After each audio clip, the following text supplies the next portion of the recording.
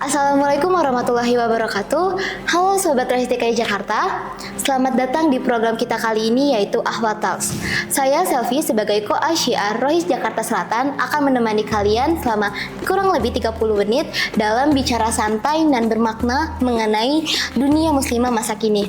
Tema yang kami angkat kali ini yaitu manajemen waktu dan produktivitas muslimah. Insya Allah tema ini akan relevan bagi kalian yang sedang melaksanakan pekerjaan dan studi, tetapi juga ingin aktif dalam masa dakwah. Dan hari ini kita kedatangan narasumber yang sangat istimewa, yaitu alumni Rohis Jakarta Selatan, Kak Nadia Ainur Rifah. Assalamualaikum Kak Nadia. Waalaikumsalam warahmatullahi wabarakatuh. Gimana nih Kak kabarnya hari ini? Alhamdulillah baik. Gimana nih Kak kesibukan akhir-akhir ini? Aku kesibukannya akhir-akhir ini organisasi, terus juga aku kuliah, terus juga ada ikut volunteer. Jadi kayak aku sempat belajar dan juga ada tugas-tugas. Terus juga aku sedikit ada jualan-jualan kecilan lah, bisnis kecil. Masya Allah, beruntung banget ya kami bisa undang kakak. Alhamdulillah. Ya. Oke, lanjut aja langsung ke pembahasan kita yang pertama ya Kak. Oke. Jadi kan di zaman sekarang tuh banyak banget muslimah yang punya peran ganda Kak. Jadi di sekolah, terus juga kerja, tapi juga aktif dalam kegiatan berdakwah Kak. Terus kakak sendiri gimana sih Kak cara ngatur waktu antara satu peran dengan peran kakak dalam berdakwah? Bisa dijelasin Kak? Oke, aku sih biasanya ya itu kayak misalkan contoh nih aku organisasi di hari Minggu, setiap hari Minggu. Nah terus di situ aku bener-bener kayak memanage untuk hari Minggu udah organisasi aja.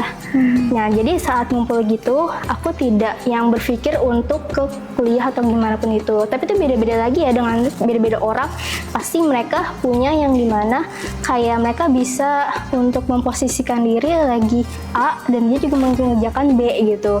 Nah aku itu kalau ini persepsi aku sendiri ya. Kalau aku sendiri tuh kadang bisa membagi dua gitu, dua konsentrasi gitu. Karena aku tipikal yang kayak ayo ada apa nih, ayo kerjain gitu.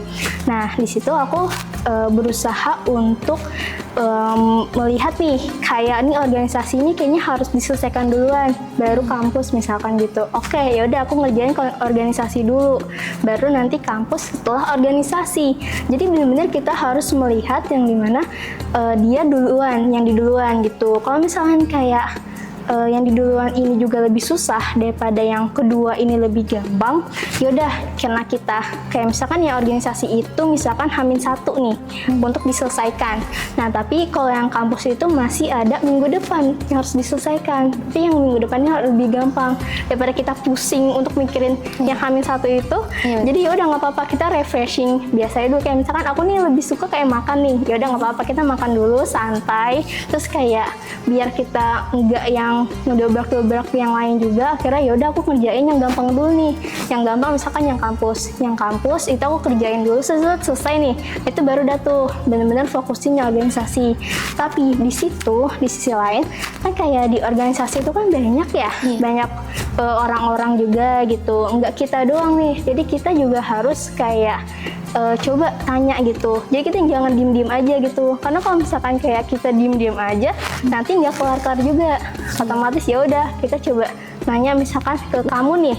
Aku nggak tahu nih, ini gimana ya caranya? Aku nanya ke kamu akhirnya bisa, otomatis bisa bantu aku dan akhirnya aku selesai gitu. Jadi jangan masa kayak aku tuh sendiri gitu. Masya Allah, luar biasa banget ya Kak. Berarti ini ngomongin secara soal prioritas ya Kak? Betul. Nah, betul. Menurut prioritas kakak sendiri gimana Kak? Kakak cara ngebagi prioritas skalanya gitu dari yang paling penting menurut kakak? Gimana caranya kakak? Caranya itu pasti yang pertama itu aku ngeliat dari waktunya. Itu dia yang lebih duluan dari mana. Terus habis itu yang kedua aku ngeliat dari susah ataupun gampangnya. Terus juga di sisi lain kayak aku sebagai perempuan aku punya mood ya kayak entah itu naik ataupun turun. Itu dilihat lagi nih dari mood itu aku kayak memposisikan yang dimana emosional aku lebih mencondong yang satu atau yang kedua nih misalkan gitu. Nah karena kayak mood kan harus kayak apa ya, kadang kita bisa mengkontrol kadang enggak kan.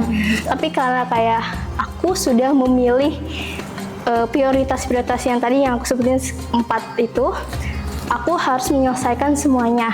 Karena aku pas awalnya itu punya tujuan untuk mengejar itu semua melewati dari 4 kegiatan itu. Dan situ aku harus melawan mood aku, melawan emosional aku, dan itu melawan itu emang nggak gampang ya. Iya, pasti. Jadi itu kayak menyesuaikan lagi ke masing-masing orang itu, cara emosional itu mereka bisanya kayak gimana gitu. Kalau kan tadi kayak dengan cara makan gitu ya, jadi aku ya udah coba makan, habis itu baru membagi dengan kayak lihat dulu harinya, hari kapan harus dikumpulinnya, terus habis itu paling gampangnya kayak gimana gitu. Oke. Terus ada nggak sih Kak prinsip yang Kakak pegang teguh untuk nyusun skala prioritas? Jadi kayak itu tuh prinsip yang selalu Kakak pakai kalau mau nyusun itu? Prinsip secara iya. menyusun. Caranya gimana? Oke, kalau kayak gitu aku sih secara prinsip ya itu aku nggak terlalu yang secara prinsip gimana, tapi aku kayak menjalani aja. Gimana menjalaninya aja tuh karena kalau misalkan kayak kita udah selesai nih semuanya, itu pasti bakalan terlewatkan. Iya benar. Ya kan? Contohnya misalkan nih hari ini aku ada ujian mata kuliah matematika misalkan. Terus itu aku kayak takut, deg-degan kayak gimana gitu kan. Terus kayak gimana ya biar cepet-cepet ngelewatin itu ya, mau gak mau kita harus ngelewatin itu juga gitu kan. Jadi kayak secara yaudah aku prinsipnya jalanin aja, terus habis itu bismillah insyaallah jalan dah. Terus kayak nanti hasilnya gimana ya udah itu wallahualam aja, ntar aja belakangan itu gitu. Jadi intinya ya udah kita jalanin aja. Masya Allah luar biasa sekali ya. Jadi prinsip ini bisa jadi acuan kalian buat lakuin di kehidupan sehari-hari. Nah selanjutnya nih Kak, kita geser ke hal yang deket banget sama kita yaitu teknologi Kak. Nah sebagai muslimah yang produktif kan teknologi itu juga bisa jadi alat ngebantu kita, tapi juga kadang bisa bikin kita tuh terdistraksi kan. Nah menurut Kakak sendiri dengan adanya teknologi tuh bikin Kakak lebih produktif atau malah nyita fokus dan waktu Kakak? Nah kalau untuk teknologi itu kayak mungkin ada 2 kemungkinan ya, nyita sama enggak. Kadang aku suka kayak itu sebagai malah bagus nih teknologi nih, apalagi kayak sekarang zaman-zaman AI gitu kan. Itu kadang bagus, kadang juga kayak bikin kita ngerasa tidak maksimal secara belajar, contohnya kayak gitu. Nah situ kalau misalkan aku lagi tidak maksimal, situ aku kayak lebih ke merasa kok nih tiba-tiba aku begini ya, kok aku langsung merasa gitu, kok tiba-tiba aku kayak secara teknologi itu aku kayak nge-scroll terus habis itu kayak aku selalu iniin cara AI terus gitu, nggak mikir gitu kan. Kalau misalkan lebih baik kan kita mikir dulu gitu kan gitu. Nah di situ aku kayak coba udahin dulu, terus habis itu kayak untuk refreshing sendiri, entah itu aku tidur ataupun kayak main segala macam kayak gitu. Terus habis itu aku baru dah tuh kayak untuk mengolah gimana teknologinya itu untuk aku kerjain secara yang berfungsi lagi. Oke, pas tadi kan kayaknya aku nge-scroll terus, ini tuh kayaknya nggak penting gitu kan. Situ aku kayak notifnya tuh entah itu dimatiin ataupun kayak dihapus sementara, terus habis nanti download lagi kalau misalkan emang perlu. Atau kayak itu kan biasanya ada slide beberapa kan, so itu kayak disimpan di paling belakang biar nggak ngeliat gitu. Nah kalau misalkan kayak kan banyak juga ya teknologi yang emang membantu kita secara belajar. Kayak misalkan nih matematika apa ya waktu itu ya? Kalau nggak salah ada apa ya? Aku lupa lagi matematika yang buat matematika yang foto abis itu buat ngebantu buat belajar itu. Ya semacamnya itu aku lupa namanya apa. Itu bisa aja buat ngebantu kita kalau misalkan kita kesusahan juga kan. Itu kayak bener-bener caranya diajarin terus kita gunain itu sebaik mungkin gitu. Jadi balik lagi kita ini tahu gak nih tujuan untuk kayak memain teknologi itu bagaimana gitu. Jadi sebenarnya teknologi itu bisa bermanfaat kalau kita gunanya tuh secara bijak ya Kak? Betul banget. Terus kalau hubungan teknologi dengan gimana cara Kakak memanajemen waktu, kayak misalnya ada nggak sih aplikasi yang kayak to-do list gitu Kak? Kakak memakai nggak kayak gitu? Kalau aku secara kalau misalkan teknologi itu karena aku pakai kacamata jadi aku pusing gitu. Jadi aku lebih ke biasanya nulis secara biasa aja gitu, kayak misalkan hari Senin itu misalkan dari pagi sampai siang aku kuliah, oke, udah. Terus habis itu ada tugasnya ABC sampai ada 5 lah, misalkan 5. Itu aku cuman kayak nulis jam 30 menit untuk ngerjain A, terus 30 menit lagi istirahat misalkan. Terus habis itu sekian sampai 5 itu, habis itu aku pakai timer gitu, misalkan benar-benar ada 30 menit ngerjain ini, terus habis itu istirahat, bunyi Kak. Sudah aku istirahat gitu. Karena aku kalau misalkan kayak bener-bener, emang banyak orang pakai to-do list yang kayak satu speech sheet gitu kan, biar lebih produktif lagi, kan biasanya ada grafik kayak gitu kan. Nah, karena aku yang kayak kadang kalau misalkan buka file kayak gitu agak pusing gitu.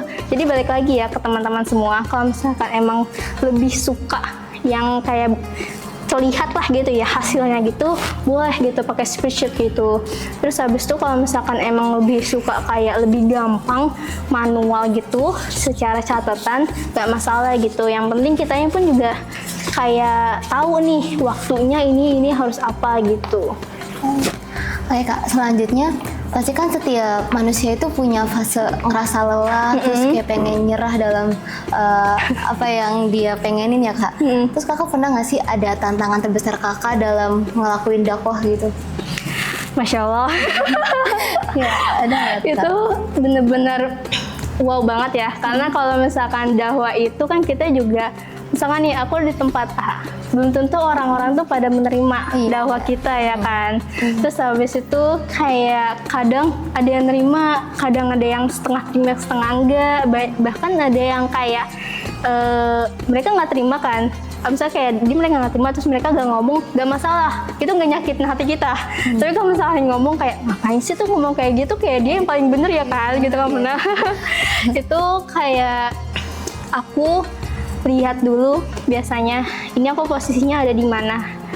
Kalau misalkan kayak oh nih orang-orangnya bisa nih gitu, yaudah aku kayak berbicara yang kayak emang mereka tuh bisa menerima aku.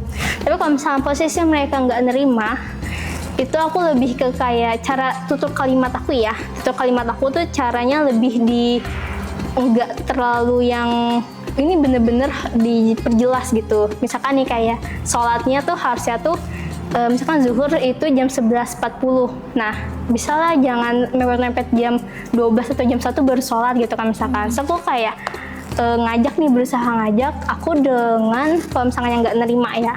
Itu aku yaudah aku sholat langsung sholat. Mereka otomatis ngeliat gitu. Kadang ada yang nasa, dia sholat, ayo ikut sholat akhirnya gitu, tanpa kita berbicara. Jadi kita balik lagi nih, posisinya kita ada di mana, lokasinya. Terus abis itu kalau misalkan dakwah yang paling standar ya menurut aku, yang paling kecil aja gitu, dengan cara kita melakukannya tanpa kita berbicara, tapi di depan mereka gitu, otomatis kan mereka kayak melihat, misalkan namanya siapa tadi? Selfie Kak. Selfie, oke. Iya. Jadi kayak, selfie sholatnya pas banget nih, azan langsung turun gitu kan, langsung kayak ngerasa bergerak kan hatinya gitu. Tapi kalau misalnya kayak kita ngomong kayak, ayo sholat, cepetan sholat di jam segini gitu, kadang kayak mereka kayak apaan sih gitu kan. Jadi kayak menyusahkan lagi tempatnya lagi di mana gitu. Berarti lebih ke aksi ya Kak? Betul, lebih ke aksi. Terus juga ada nggak sih Kak tantangan terberat Kakak juga kalau misalnya lagi nge-manajemen waktu Kakak, kayak kan pasti kadang ada ngerasa males atau kayak produktivitasnya menurun gitu kadang. Itu ada nggak Kakak caranya? Kalau aku itu caranya dengan kadang tuh kalau misalkan lagi capek banget gitu, tapi itu padahal perlu nih belajar gitu kan. Itu aku coba diem dulu, lebih ke diem dulu, terus habis itu istirahat lah, bisa dibilang istirahat. Terus habis itu aku melakukan hal yang aku suka. Misalnya kalau kayak kalian sukanya jalan-jalan dulu nih gitu, entah itu ketemu orang gitu, happy, nggak apa-apa, nggak masalah gitu. Tapi jangan terlalu lama juga gitu, karena kalau terlalu lama malah jadinya malas belajar gitu. Nah kalau aku tuh kayak lebih suka misalkan jajan dulu nih sebentar, terus habis itu makan udah, terus baru langsung belajar gitu. Jadi melakukan hal yang kalian tuh suka gitu, tapi jangan yang terlalu berlebihan juga gitu, makin lama gitu. Oke. Dan secara spiritual, biar kakak ngerasa lebih fokus produktivitasnya nih, ada nggak kayak zikir atau doa favorit kakak yang selalu kakak amalin kalau lagi rasa lelah, capek gitu? Nah, kalau aku itu ya Allah, Masya Allah banget. Apa?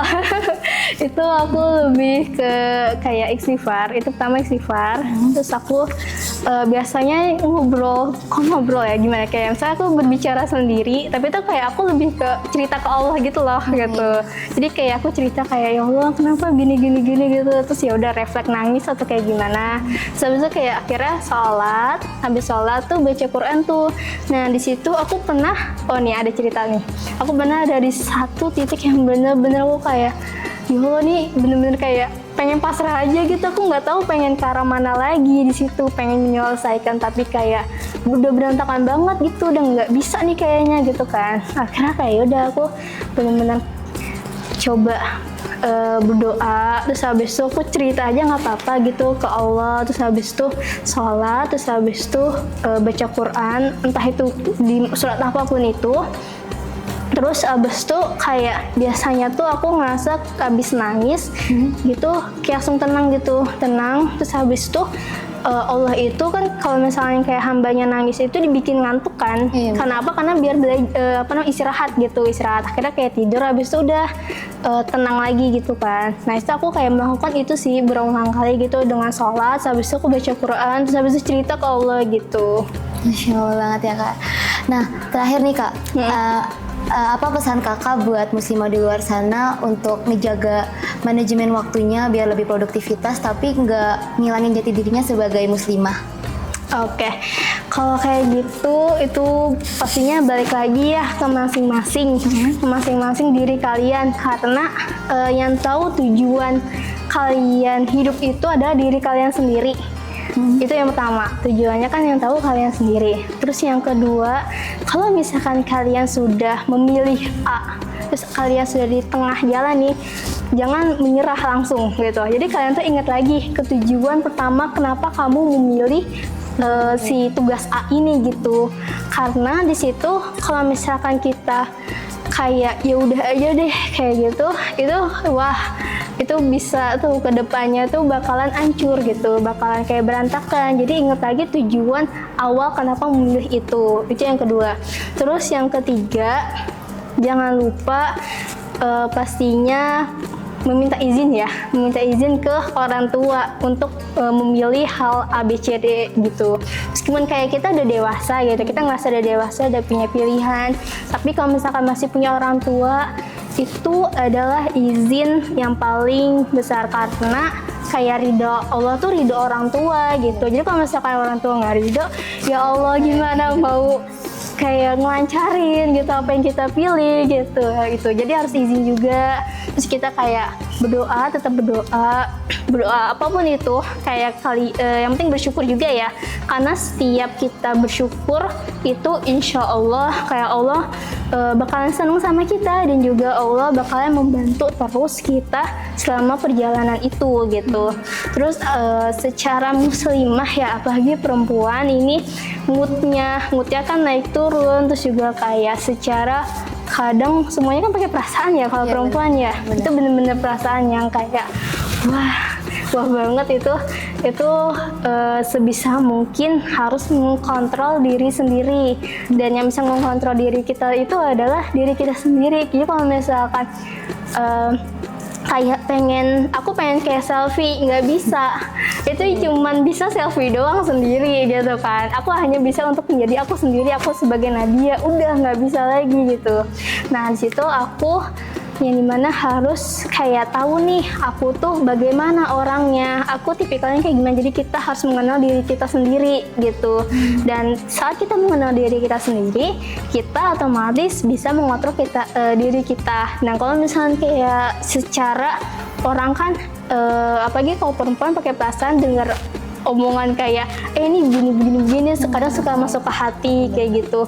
Nah itu lebih ke kayak biarin aja mereka gitu, biarin aja mereka, nggak usah dipikirin, nggak usah didengerin, tapi kayak dilihat lagi itu omongannya positif atau negatif, ambil hikmahnya aja. Terus kalau misalkan emang berpengaruh dengan hidup kita, itu nggak apa-apa ambil. Tapi kalau misalkan kayak itu nggak berpengaruh kok sama hidup kita gitu kan, karena kan yang tahu hidup kita tuh adalah kita sendiri gitu, itu baru kayak yaudah biarin aja gitu. Jadi karena kalau misalkan kayak kita melakukan A nih, misalkan nih kamu nggak kayak misalkan duduk di mall rame banyak orang, emangnya orang bakalan ngeliatin kamu terus? Apakah orang bakalan mengenal kamu terus-terusan gitu? Kayak bakalan kayak peduli kamu gitu, enggak kan? Nah jadi tuh kayak yaudah biarin aja orang gitu, kita lakuin aja apa yang kita suka, apa yang menurut kita itu baik ya untuk diri kita gitu sih menurut aku. Masya Allah, makasih banyak ya Kak buat ilmu dan semangatnya. Semoga yang bisa denger ini ngerasa lebih termotivasi lagi, terus semangat jadi muslimah yang terarah, kuat dan bermanfaat. Amin. Sobat Rohis, demikian perbincangan kita kali ini mengenai manajemen waktu dan produktivitas muslimah. Semoga dari hasil diskusi ini kalian termotivasi untuk selalu semangat dan tidak lalai dalam memanajemen waktu. Dan juga jangan lupa ya untuk menanamkan nilai-nilai Islam dalam kehidupan sehari-hari. Terima kasih sudah bergabung dalam Akhwatas kali ini. Sampai jumpa di episode berikutnya. Wassalamualaikum warahmatullahi wabarakatuh.